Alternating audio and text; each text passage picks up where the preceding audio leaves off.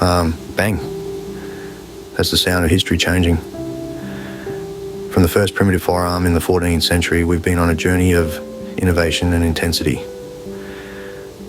Picture this, China around 600 years ago, the creation of fire lances, rudimentary guns used to fire projectiles.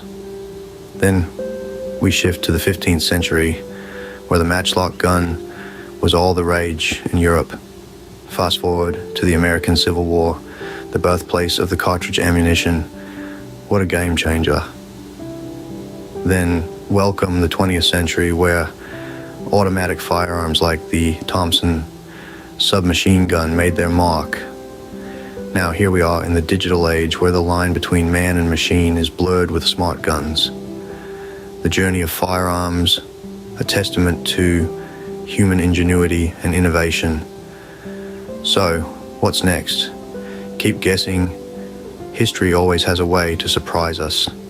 Until then, remember, knowledge is power.